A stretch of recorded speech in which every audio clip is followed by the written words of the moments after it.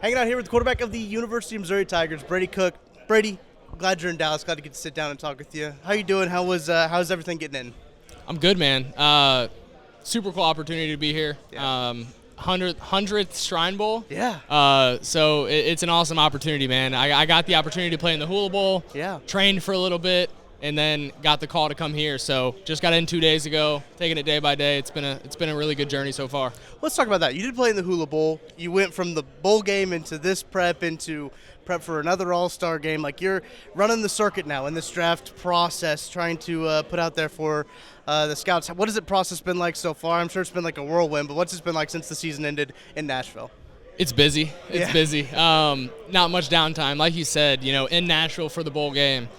Immediately pretty much go to the Hula Bowl. Right after that, you're back in KC training, which is where I'm training at this off season, and then here you are. So it's going quick. One thing I'll say, it's going quick, and there's so much opportunity in everything I'm doing right now. So I'm really trying to take each day at a time and just maximize each day, because I think it's going to come down to that at the end of this process. What was it about the Shrine Bowl that kind of drew you here? I mean, this location, they were moved to here last year and up in Dallas. And I got to sit down and talk to Theo yesterday, and he's from Dallas, so it makes sense. What was it about this game that you decided to come to? Yeah, I mean, first of all, it's in Dallas. My brother-in-law, Ben Page, says everything runs through Dallas. That's what he tells me, and I love it here. So an opportunity to come here, spend a week here is awesome. Like you said, a lot of my teammates are from here. Yeah.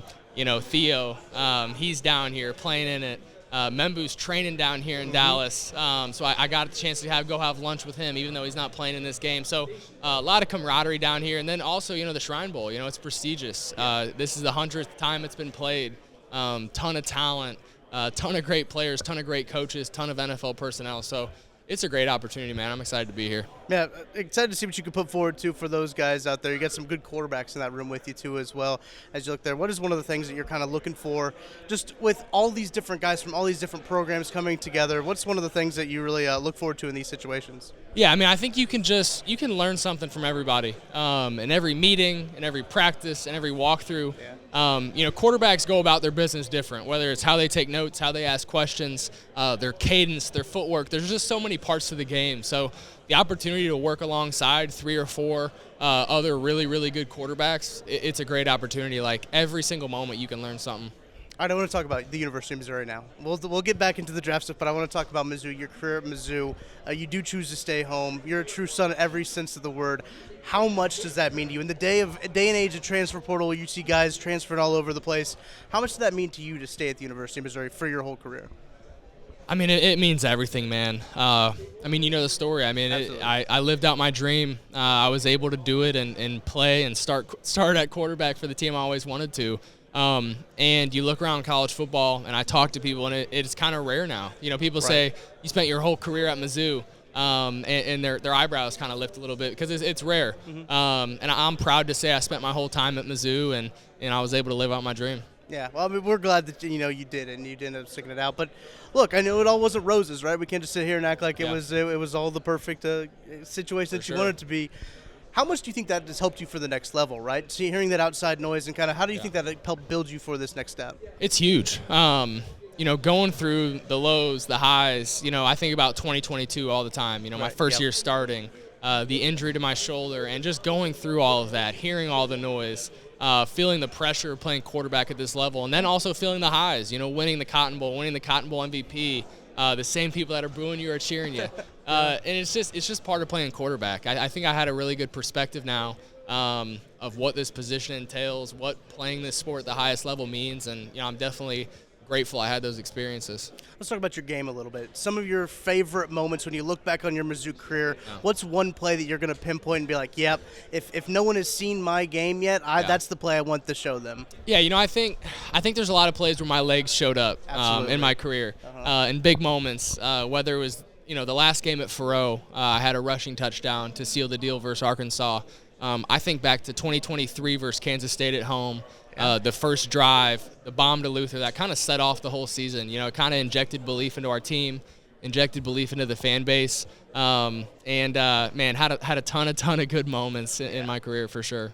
I mean, especially that that season was full of those. You talked about the Luther fourth down against Florida. Yeah. The K-State game was incredible. I do really think that sprung this whole run of success at the University of Missouri. Some of us guys were talking about just statistically, your career is up there with the best quarterbacks ever to do it at the University of Missouri. I think that your legacy should be told as much. Yeah. How do you think that your legacy will be told at the University of Missouri? It's kind of a tough question right now. We're not too far about it, but do you ever think about that? Yeah, it's a tough question to answer. I've been asked it before. Yeah. I want to be remembered as a winner. Yeah. Someone who went 21-5 in their last 2 seasons. I think that's important because my goal was to start at Mizzou, change the culture, change the direction of the program, and I felt like I was able to do that by leading our team to a lot of wins. And I didn't do it alone either. We had a lot of good leaders on those teams that we won a lot of games on. And second, I want to be remembered as a leader of my team, leader of the offense, leader of the community in Columbia and the state of Missouri. And those are really the two things that I hope to be remembered as. And obviously, it's early. My career just ended, and that question is hard to answer. But being a winner and being a leader on and off the field is probably the most important. Let's talk about that locker room a little bit. Who's the guy who's always good to lighten up the mood? Things get pretty tight at practice. Who's the first guy to kind of crack a joke and kind of break the air? That's easy, man. I got to shout out Drake Heismeyer, number 69. He's the center. Connor Tollison went down versus Oklahoma this year, right. And Drake Heismeyer stepped in and played his butt off. Played some unbelievable football at center, helped us win a ton of games down the stretch, and he is the go-to guy for jokes, humor. I mean, he lightens the room, whether it's a team meeting, unit meeting, out at practice, even in the game. He's awesome, man. One of my favorite teammates of all time. All right, let's fast forward a little bit. You're on draft night. Where are you going to be, number one? Who are you going to be with? And what's that feeling going to be like when you see that phone light up?